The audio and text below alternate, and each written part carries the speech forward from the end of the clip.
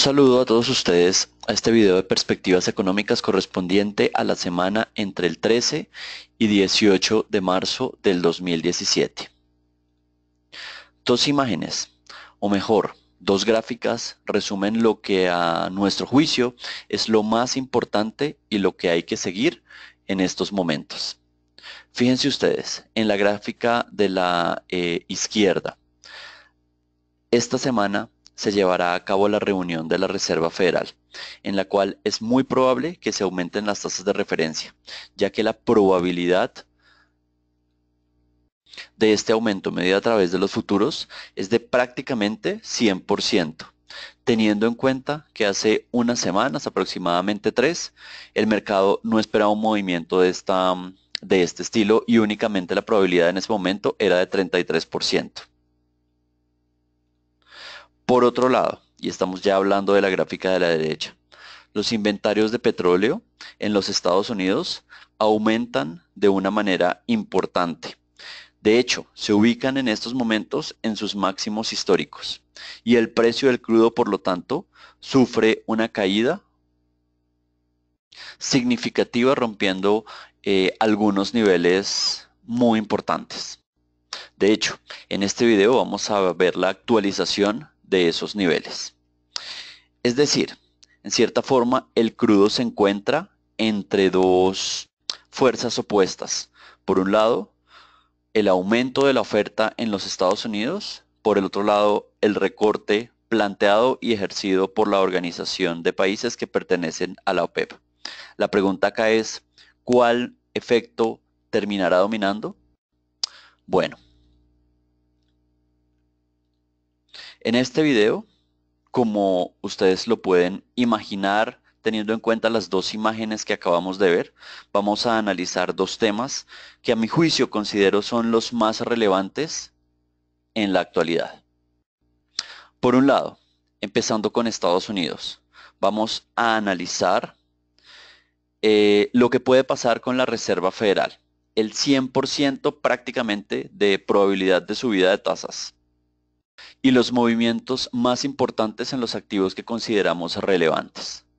Por otro lado, y como segundo tema de esta charla, vamos a enfocarnos en el petróleo.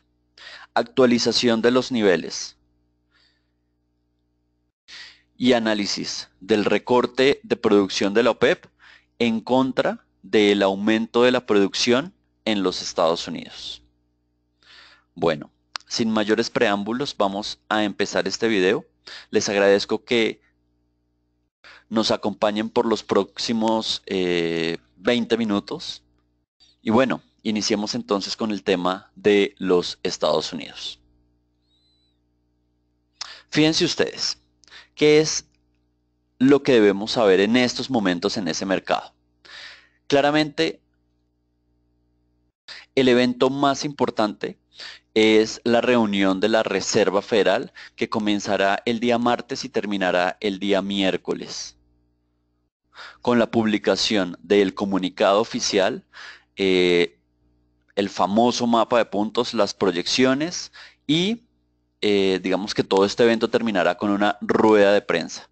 Recordemos que esta información no en todas las reuniones se conoce y estas proyecciones son la primera vez en el 2017 que se van a publicar. ¿Por qué el mercado está esperando esa subida? Básicamente por las declaraciones de los gobernadores de la Fed, y aquí en este sentido estoy haciendo el índice de lo que vamos a hablar en el tema de los Estados Unidos. Entonces me parece importante mencionar o analizar cómo fue el reporte de empleo y qué implicaciones tiene precisamente para la subida de esta semana y en general para la subida que se puede dar en el 2017. Finalmente vamos a ver algunos efectos de este movimiento en la Reserva Federal, en los tesoros, en el índice de X y obviamente en lo que más nos concierne, las monedas de la región. Entonces empecemos por el primer punto, la probabilidad de subida de tasas. Estamos cerca al 100%, prácticamente estamos al 100%. Como decíamos al inicio de este video, la subida ha sido bien importante en las últimas 3 semanas. En ese momento nos encontrábamos alrededor del 30%. Y uno podría decir en estos momentos que ya el mercado ha descontado una subida de tasas en el mes de marzo. ¿Cuándo sería la próxima subida? Fíjense ustedes, estamos hablando o estaríamos hablando del mes de junio. ¿Qué quiere decir esto? En marzo habría un ajuste, en mayo, que es la próxima reunión, habría una, digamos, reunión de espera. Y la siguiente subida, según el mercado, parece que se daría en el mes de junio, en el cual a hoy la probabilidad de subida se encuentra en el 47%, es decir, prácticamente 50%, teniendo en cuenta que el mercado está esperando 3 ajustes en el 2017. Entonces, se pueden esperar un par de meses en cierta forma muy movidos, con mucha volatilidad e incertidumbre, por lo menos en lo que respecta a los mercados emergentes, debido a las dos subidas que parece se van a dar antes de la mitad del año. Ahora, ¿por qué el mercado está esperando la subida de esta forma? Básicamente, la razón principal son las declaraciones de los diferentes gobernadores de la Reserva Federal que han dado a lo largo del último mes y que indican en cierta forma que las condiciones estarían dadas para hacer dicho ajuste. Y en términos de condiciones me refiero a dos cosas. Primero, a un buen comportamiento del crecimiento y segundo, a una senda creciente en términos de precios. En otras palabras, inflación. Fíjense ustedes, en la parte derecha tenemos todos los votantes que van a decidir si se ajustan las tasas al alza o no. Y los que están subrayados con rojo son aquellos que han hecho declaraciones en las últimas semanas relacionadas precisamente a esa subida. En pocas palabras, de los 15 en total que votan, estamos hablando que aproximadamente 7 habrían hecho declaraciones relacionadas con una subida. El 50% de los votantes estaría, según estas declaraciones públicas, de acuerdo con una subida. Y obviamente el mercado, digamos que se movió basado en esta perspectiva de los gobernadores de la Reserva Federal.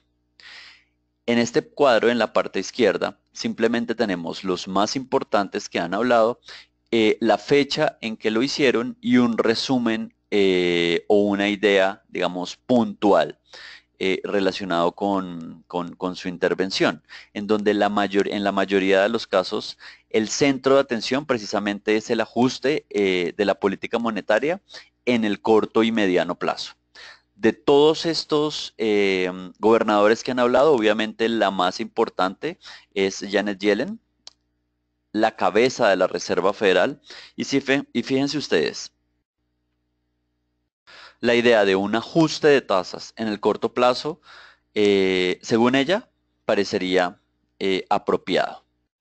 Entonces, en últimas, la Reserva Federal, o mejor, los miembros de la Reserva Federal, se han encargado de dar el mensaje que la subida de tasas prácticamente estaría sobre la mesa, como ellos dicen, y el mercado ha asumido ese mensaje, llevando la probabilidad de subida prácticamente al 100%, digamos que en cierta forma también influenciado por los datos de crecimiento económico que evidentemente pues están siendo positivos y que estarían abriendo la posibilidad a este ajuste de tasas.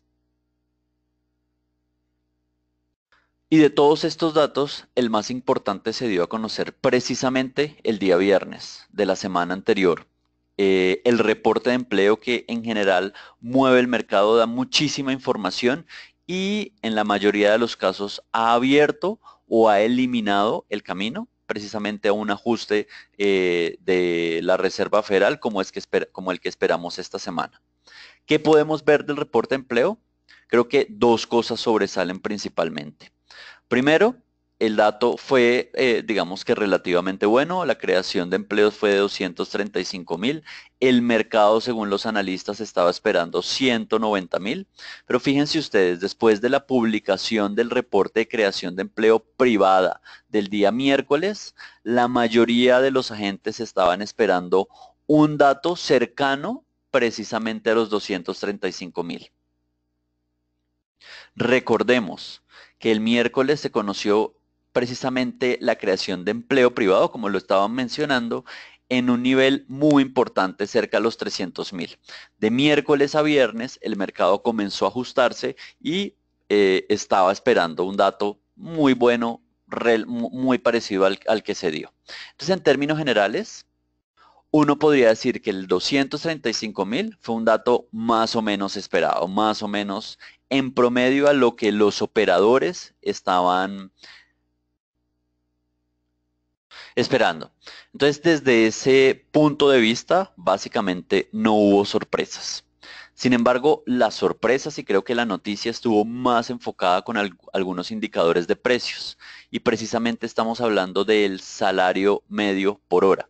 Fíjense ustedes, el mercado estaba esperando 0.3 y el observado fue 0.2, algo muy similar al observado de los últimos 3 meses.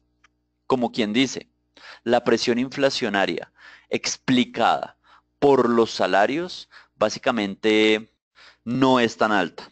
En otras palabras, la economía no estaría sobrecalentándose por el tema inflación proveniente de salarios.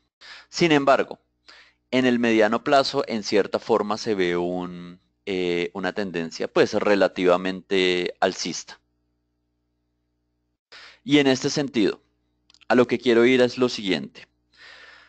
En general, los indicadores de inflación han venido creciendo en los Estados Unidos, aunque en los últimos meses ese crecimiento no es, digamos que, extremadamente fuerte, por lo que la Reserva Federal tendría incentivos para subir sus tasas, pero no lo haría de una forma agresiva o mayor a lo que espera el mercado, por lo menos a lo que nos dijo en diciembre del año pasado, que son 3 ajustes en el 2017.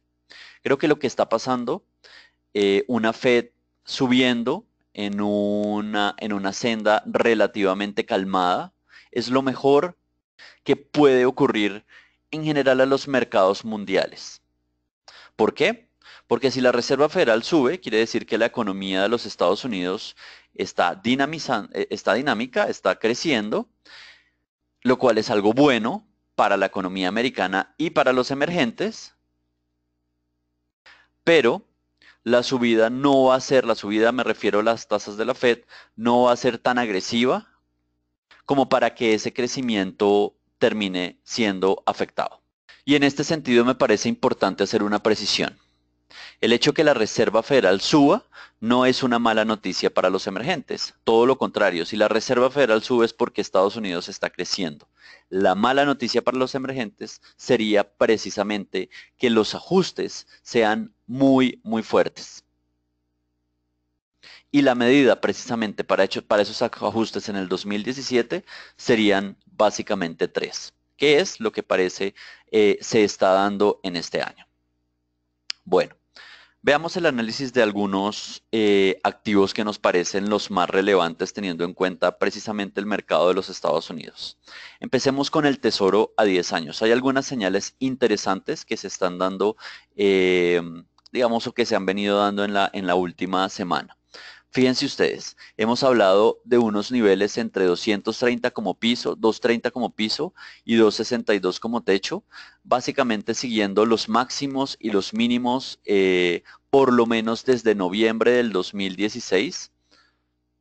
Y la semana pasada se dio un movimiento bien importante de reacción al alza, en donde se rompió una tendencia bajista que había sido predominante por lo menos a lo largo del 2017. Con esta ruptura de esta tendencia bajista se dio una sobrereacción en cierta forma fuerte al alza, pero lo importante es que el techo del 262 todavía no se ha roto. ¿Qué quiere decir esto? Que el 262 en los tesoros a 10 años se considera un techo muy importante.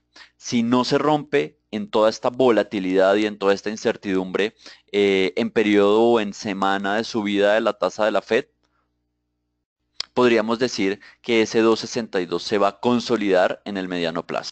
Ahora, por el contrario, si se da esa ruptura, precisamente por la importancia que este nivel ha tenido a lo largo del 2017 y a finales del 2016, uno podría esperar una sobrereacción al alza que incluso podría llevar los tesoros a niveles cercanos al 3%. Como escenario base, nosotros esperamos que ese 2.62 se mantenga, pero creo que en últimas acá lo más importante precisamente es tener los niveles claros y tener en cuenta cuáles podrían ser los disparadores de movimientos fuertes en este tipo de activos que obviamente podrían afectar a los emergentes. Este 2.62 en los tesoros a 10 años no solamente es el resultado del análisis de corto plazo que estamos viendo en esta gráfica desde noviembre del 2016.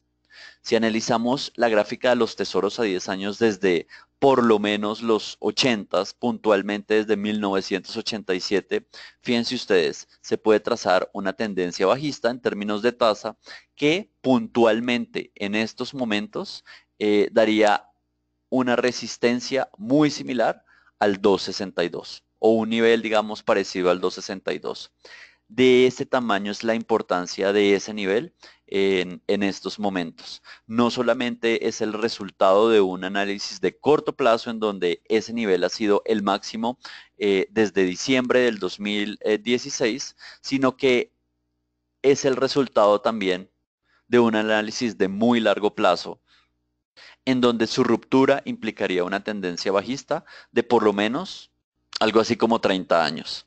Precisamente, esa ruptura implicaría que alcanzaríamos o que se daría una sobrereacción al alza que la estimamos cercana al 3%. ¿Qué escenario positivo para los emergentes sería? Precisamente que el 2.62 no se rompa y si se rompe iríamos, como lo decía, al 3% en un escenario que no sería tan positivo para la deuda emergente. Bueno, segundo activo, el DX, el análisis del dólar frente a las otras monedas o a la canasta de monedas fuertes.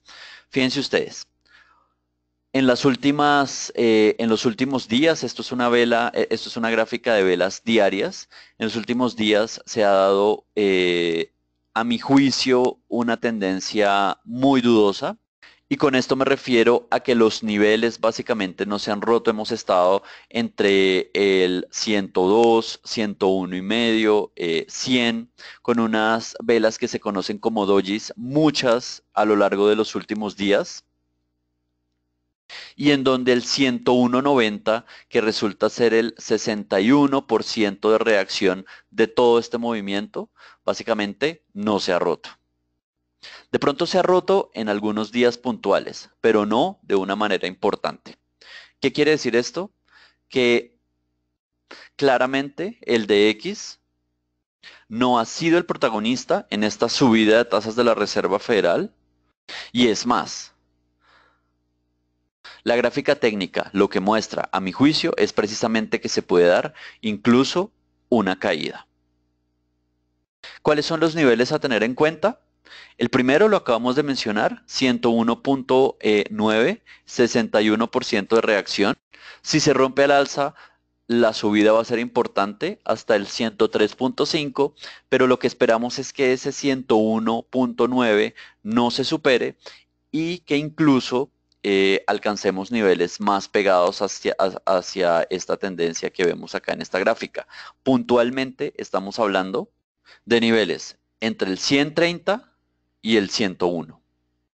Y obviamente esta perspectiva obedece o va a seguir en cierta forma no solo el comunicado oficial, sino toda la cantidad de información que la Reserva Federal nos va a dar a conocer el día miércoles, día en el que se termine y se publique el mapa de puntos, las predicciones y se publique o se haga la rueda de prensa.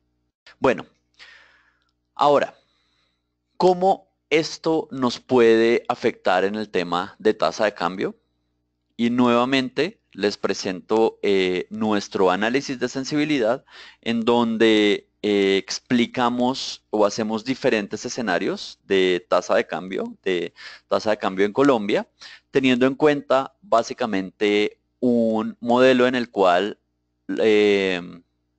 Tenemos diferentes supuestos de WTI y de DXY.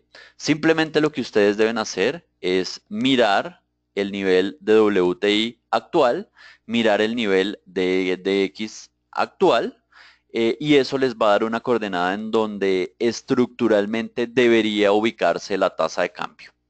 Puntualmente con un DX alrededor del 101.30 y un WTI alrededor del 48, el nivel de tasa de cambio nos da aproximadamente 3050. Entonces, posiblemente en las condiciones actuales de mercado, sobre todo por la caída última que el WTI ha sufrido, la tasa de cambio se encuentra por debajo de lo que a nuestro juicio debería estar. Bueno, en resumen, para esta semana, muchísimo ruido. La Reserva Federal va a dar a conocer su decisión en el tema de tasas. Vamos a conocer una información muy relevante y lo normal que ocurra en estos casos es una altísima volatilidad en los emergentes, por lo cual les pedimos a ustedes sean prudentes precisamente porque una subida de tasas y en general la información que la acompaña tiende a afectar los mercados de una manera, digamos que muy relevante. Bueno, pasemos ahora al siguiente tema de esta agenda que se enfoca en el tema del petróleo. Creo que lo primero que hay que aclarar son los niveles clave dado el comportamiento tan agresivo a la baja que tuvo el precio de este activo en la semana pasada. Fíjense ustedes, algunas precisiones que me parecen importante hacer. El precio del petróleo se encontraba alrededor de los 52, 54 dólares. Con la caída que se dio la semana pasada, se rompió no solo la resistencia que había funcionado, que había sido o que había tenido vigencia por lo menos desde hace un año y que se había roto en el momento en que la OPEP, digamos que publica su intención de recortar la producción, sino que se rompió también el promedio móvil de 100 días. Creo que esas dos señales son muy importantes y en cierta forma explican la sobrereacción a la baja que tuvo la cotización del WTI a lo largo de la semana pasada. En últimas, cuando se dan rupturas tan importantes como las que se dieron en esta semana, pues obviamente la mayor cantidad de operadores comienzan a cerrar sus posiciones y esto fue lo que generó este tipo de movimiento agresivo a la baja. Sin embargo, también hay que hacer dos precisiones adicionales.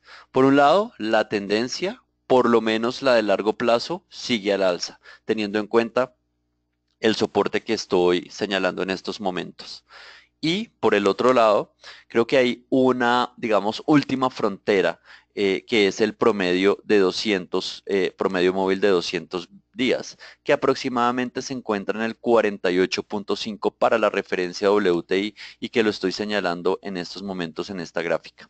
Fíjense ustedes, de romperse esos dos niveles, estaríamos pensando o estaríamos hablando de un cambio de tendencia de mediano plazo en el WTI, no hacia arriba, sino que ahora sería hacia abajo. Entonces, de ahí surgen dos niveles muy importantes. Por un lado, el 48.5 y por el otro lado, el nivel del 47. Si se rompe el canal entre el 48,5 y el 47, estaríamos hablando que lo más probable es que vayamos a un precio muy cercano al 43, en una caída importantísima, dado que venimos desde 53, es decir, una caída de 10 dólares en un activo que vale 53 dólares. Es básicamente un movimiento importante y un cambio de tendencia que evidentemente va a afectar por lo menos las cuentas de un país como Colombia. Ahora, ¿por qué se dio este movimiento tan agresivo a la baja? Creo que estamos entre dos, digamos, tanques de noticias, ¿no? Por un lado, la OPEP, que sigue recortando. Ya conocemos el reporte de febrero de la producción de ese grupo de países. y por otro lado, el aumento de la producción de los Estados Unidos. Por lo menos en lo que se refiere a explicar la caída del precio de la semana pasada o de la semana que acabo de pasar, estaríamos más enfocados en que los mercados estarían poniéndole más atención precisamente al aumento de la producción de los Estados Unidos. Entonces, vamos por partes. Primera consideración, la OPEP en febrero siguió recortando, sin embargo, aún, digamos, a una velocidad menor. Únicamente la caída de la producción entre enero y febrero fue de 65.000 barriles, en donde Arabia Saudita sigue siendo el que más contribuye al recorte. Precisamente en el mes de febrero, Arabia Saudita recortó 90.000 barriles adicionales a los que había recortado ya en el mes de enero del 2017. Por otro lado, países que habían o habrían tenido un permiso para continuar su mayor producción, lo habrían hecho. Estamos hablando puntualmente de Nigeria con 40.000 barriles más, Irán con 30.000 barriles más y Libia con 10.000 barriles más. Recordemos que en el acuerdo que había llegado la OPEP, la mayoría de países acordó recortar, pero hay algunos países que pudieron, digamos, aumentar la producción precisamente porque se encontraban en niveles extremadamente bajos. Y con esos me estoy refiriendo a los que acabo de subrayar. Entonces, en últimas, la OPEP pues ha tenido un comportamiento bueno, sin embargo, el mercado se ha fijado mucho más en lo que es el crecimiento de la producción de los Estados Unidos. Y con esto me refiero a dos indicadores que se conocieron la semana pasada. Por un lado, la acumulación de inventarios, que fíjense ustedes en la línea de color violeta, está prácticamente en sus máximos históricos con un crecimiento muy importante, sobre todo después que el precio del WTI reaccionó como resultado del recorte anunciado por la OPEP. Y por otro lado, el siguiente indicador de color púrpura, la producción de los Estados Unidos, a partir del mismo momento, también ha comenzado a subir. Entonces, pareciera que los recortes y los esfuerzos hechos por la OPEP están siendo disminuidos por el aumento de la producción en los Estados Unidos. Y el resultado de esa, digamos, conjunción de dos hechos contrarios ha sido precisamente la caída en precio y la ruptura de los niveles que mencionábamos anteriormente. Si a esto le adicionamos la idea que Rusia no ha hecho, digamos, o no ha aplicado unos recortes importantes a su producción. Rusia como uno de los países más importantes que se unió al acuerdo de recorte sin ser de la OPEP, uno podría pensar que evidentemente el precio del WTI está siendo afectado, digamos, por un aumento de la producción desde Estados Unidos y un recorte en cierta forma muy tímido a partir no solo de la PEP, sino de puntualmente Rusia. Ahora, ¿qué esperamos en esta semana? Creo que la caída ha sido muy fuerte, la caída del WTI ha sido muy fuerte. Y desde cualquier punto de vista, una caída de ese estilo, pues obviamente no puede ser, digamos que indefinida. Esperamos que esta semana sea muchísimo más calmada. Hay que hacerle seguimiento a esos niveles que hablábamos de 48.30, 48.50 y 47. Creemos que esos niveles no se van a romper, pero si se rompen, la sobrereacción a la baja continuaría de una forma muy agresiva hasta los 43. Nuestro escenario base es que ese 47, 48 se mantenga por lo menos un par de semanas más, pero acá lo importante, como lo mencionaba anteriormente, es tener en cuenta y tener claros los niveles precisamente para saber básicamente dónde estamos pisando, ¿no? Bueno.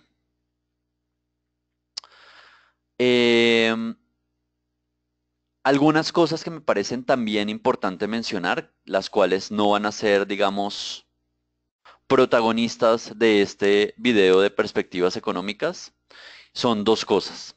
Primero, Fitch le mejoró la perspectiva a la deuda Colombia. De negativa pasamos a estable. Y creo que este movimiento en cierta forma, aunque inesperado, es lógico. Las calificadoras habían subrayado que dos hechos en el 2016 las tenía preocupadas. Por un lado, la reforma tributaria y por el otro lado, el acuerdo de paz. Estamos a inicios del 2017 y esas dos cosas básicamente son historia porque precisamente ya están hechas. El acuerdo de paz ya está firmado, está en su etapa de implementación y la reforma tributaria que ya fue aprobada y ya entró en vigencia. Precisamente esos dos aspectos son los que, según Fitch, hacen que se mejore en cierta forma las perspectivas macroeconómicas del país. Se analiza la buena perspectiva del déficit en cuenta corriente que va a tener el país en el 2017 y esa sería la razón principal para el ajuste de la perspectiva en Colombia que se dio el viernes pasado.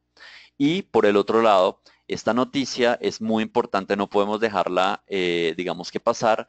En Europa, el mismo día de la publicación de la Reserva Federal de su comunicado oficial, Holanda va a tener sus elecciones generales, en donde el mayor riesgo es que un partido muy de corte Trump, que es populista, anti-inmigración, anti-euro, euro pueda ganar esas elecciones populares. Las últimas encuestas muestran que no estaría en condiciones de ganarla, que estaría básicamente entre peleando el segundo y tercer lugar de esas elecciones, pero pues obviamente después de lo que pasó en el Reino Unido y en los Estados Unidos, pues cualquier cosa se puede esperar.